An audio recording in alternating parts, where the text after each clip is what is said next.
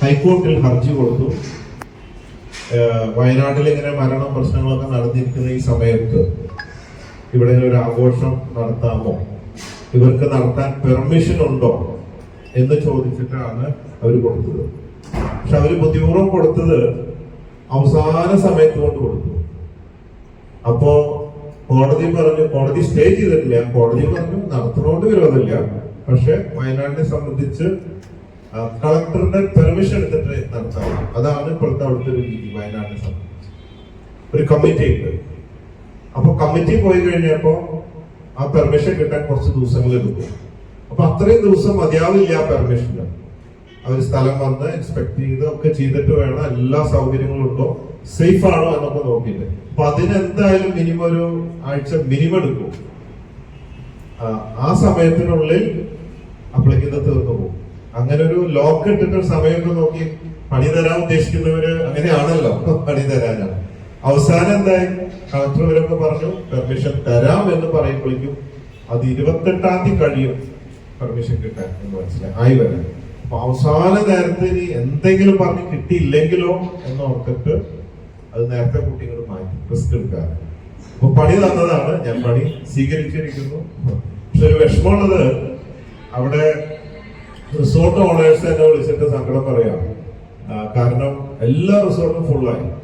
അപ്പൊ ബോച്ചയുടെ ഈ സൺബേൺ മാറുന്നു എന്ന് പറഞ്ഞപ്പോ റിസോർട്ട് ക്യാൻസലേഷൻസ് വന്നു പറഞ്ഞു.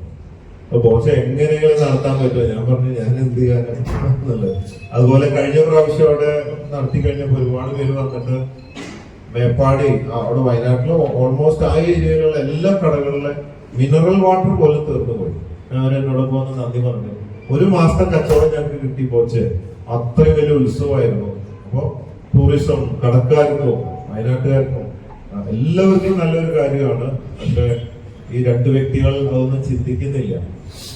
പിന്നെ അതിന് മാത്രമല്ല, ഇപ്രാവശ്യത്തെ നടത്തുന്നത് ഒരു നല്ല ഉദ്ദേശം ഉണ്ടായിരുന്നു. ഇതിൽ നിന്ന് കിട്ടുന്ന 10-25 ലക്ഷം ലാഭം വയനാട്ടിലെ ചൂരൽമല മുണ്ടക്കൈ അവിടെ ഈ ദുരന്തത്തിൽപ്പെട്ടവർക്ക് കൊടുക്കാനും 10-400 പേരെ സൗജന്യ പാസിലൂടെ അവിടെ കൊണ്ടിരുത്തി മുമ്പിലിരുത്തി അവരെ കൊണ്ട് ഇതിന്റെ ഭാഗമാകാൻ, അവരുടെ പ്രശ്നങ്ങളൊക്കെ മറക്കാൻ ശ്രമിക്കുന്നല്ലോ. ഒരു മാനസിക ഉല്ലാസം. ഇതൊക്കെ കഴിഞ്ഞിരിക്കുമ്പോൾ വീണ്ടും അവരെ ദുഃഖത്തിലാഴ്ത്തല്ല വേണ്ടത്. നമ്മളൊക്കെ മറക്കണം. മറവി മനുഷ്യർക്ക് ഉള്ളതാണ്, അതൊരു സിസ്റ്റമാണ്, പ്രക്രിയ ഉള്ളതാണ്, പാർട്ട് ഓഫ് സയൻസ് ആണ്. അപ്പൊ അതിലേക്ക് ഒന്നും കൊണ്ടുവരാൻ നല്ലൊരു ഉദ്ദേശത്തിന് വേണ്ടി 1 രൂപ പോലും ലാഭം എടുക്കാതെ ഞാൻ ചെയ്യാൻ വേണ്ടിയിട്ടാണ് ഇത് പ്ലാൻ ചെയ്തത്. പിന്നെ ഇതൊക്കെ എനിക്കൊരു പാഷനാണ്. ചില ബിസിനസ് ഒക്കെ ഞാൻ ചെയ്യാറുണ്ടെങ്കിലും ചില സംഭവങ്ങളൊന്നും ലാഭനഷ്ടം നോക്കിയിട്ടൊന്നുമല്ല, അങ്ങോട്ട് നടത്തുകയാണ്. കഴിഞ്ഞ പ്രാവശ്യം ഞാൻ നടത്തിയത് ടിക്കറ്റ് ഇല്ലാണ്ടാണ്. അപ്പോ 40 ലക്ഷം രൂപ കഴിഞ്ഞ് ചെലവാക്കിയിട്ടാണ് ഞാൻ കഴിഞ്ഞ ഫ്രീ കൊടുക്കണ്ടെന്ന് ചോദിച്ചു. കാരണം ഫ്രീ കൊടുക്കുമ്പോ ബിയോണ്ട് ദ ലിമിറ്റ് ആൾക്കാർ വരിക. ടിക്കറ്റ് വയ്ക്കുമ്പോൾ നമുക്കൊരു 5000 അല്ലെങ്കിൽ അതിനുള്ളിൽ കൺട്രോൾ ചെയ്യാൻ പറ്റും. പിന്നെ ഒരു അബദ്ധം പറ്റിയത്, കഴിഞ്ഞ പ്രാവശ്യം ട്രാഫിക് ബ്ലോക്കായി, കുറേ ട്രാഫിക് ബ്ലോക്കായിട്ട് ഒരുപാട് പേര് കുടുങ്ങിപ്പോയി. ഇപ്രാവശ്യം എസ്റ്റേറ്റിനടുത്ത് 1000 ഏക്കറിൽ 60ഓളം കിലോമീറ്റർ റോഡാണ് കിടക്കുന്നത്. എത്ര 1000 വണ്ടി വന്നാലും അതിൻ്റെ ഉള്ളിൽ കയറ്റിയാൽ പാർക്ക് ചെയ്യാം. പക്ഷെ കഴിഞ്ഞ പ്രാവശ്യങ്ങളിൽ ഗേറ്റ് ലോക്ക് ചെയ്തിട്ട് അവർ വിട്ടില്ല. അതുകൊണ്ട് അങ്ങനെ ഒരു ബുദ്ധിമുട്ടുണ്ടായി. അപ്പൊ അത് രണ്ടും കറക്റ്റ് ചെയ്തിട്ട് ഇപ്രാവശ്യമൊക്കെ വെൽ പ്ലാൻഡ് ആയിരുന്നു. അവസാനം പെർമിഷനൊക്കെ കിട്ടാനായി, എല്ലാം ആയി. പക്ഷെ അപ്പോഴേക്കും നമ്മൾ ഇങ്ങോട്ട് മാറ്റുകയാണ്.